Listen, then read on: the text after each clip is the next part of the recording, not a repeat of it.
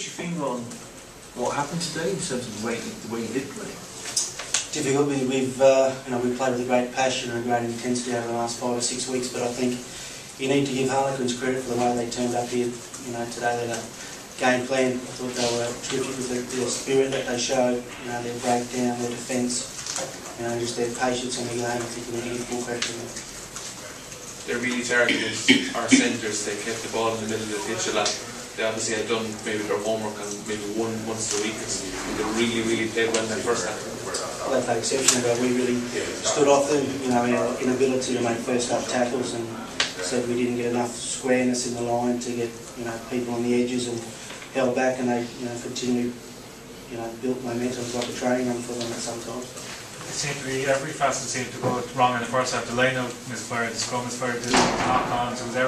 It was probably the most error-strewn first half. I know it's hindsight, but was there any indication of this coming down the track for you? No, as I said, we've trained exceptionally well. We've been on our game.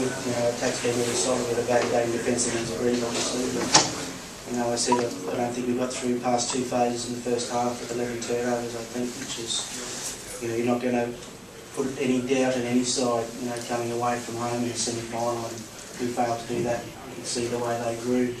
As the first half went on, and you saw, certainly after we put some pressure on the beginning of the second half there, the first 45 minutes didn't come up with any points.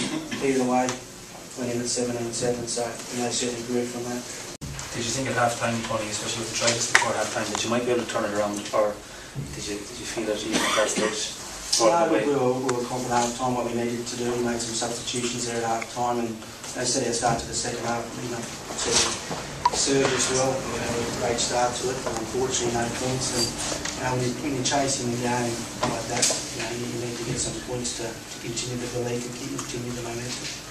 Tony, I'm sure you could see that most of your problems were your own fault, your own making, but the referee did appear to allow a lot of latitude around ruck time, and fellas coming in from the side, people slowing down the ball, and the crowd actually sensed that. How frustrating was it from your point of view?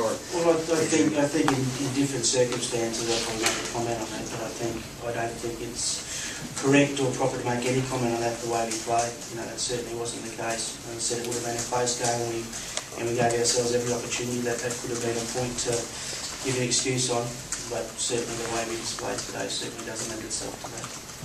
You put that down to the higher end, or the way it goes from the higher end, what can you put that down to? Or is there any way of trying to explain it? Well, if I could, I would. It's inaccuracy, it's concentration, it's a whole number of things. It's down the skill level or player ability, because we've got some excellent players in there. They're at a high skill level, and they've demonstrated that over a long period of time. So it just comes down to attitude. But, we need to muscle up, around the contact areas. Like I said, we're beating at the defence on our ball, we're beating at the breakdown on their ball. So you give them full credit to what they came here to do. Do you see Quins as potential winners of the competition, John? Well, I think look, they've got a great opportunity there. Start front say in Cardiff. Certainly if they play with the spirit and the execution and what they tried to do today away from home, I don't think Cardiff will hold any problems. One of the few pluses surely was Paul O'Connell coming on at half time and obviously give the crowd a lift. I mean, I know it'd be difficult to pick it up, but you're still obviously very much involved in the Magners, so he'll be a big addition over the next couple of weeks. Yeah, we do, and that's the beauty about sport, but that's the disappointment about today. It's a semi-final, there's no return, there's no next week. It's not like a league where you get the opportunity to redeem yourselves, and we need to look forward to next week with Connor here at home. A number of players who are leaving who've been long servants of the club, and other players who are moving on also. So we need to get ourselves right, mentally. We need to dwell on this, but we need to get over the semi-final at home. We certainly can't put in a performance at home in a semi-final like that for 2 weeks' time. What's Keith Curtis carrying an injury to him? He's okay, just a bit fatigued there, had a bit of problem with his hip there, so he ran out of gas there at the end. So,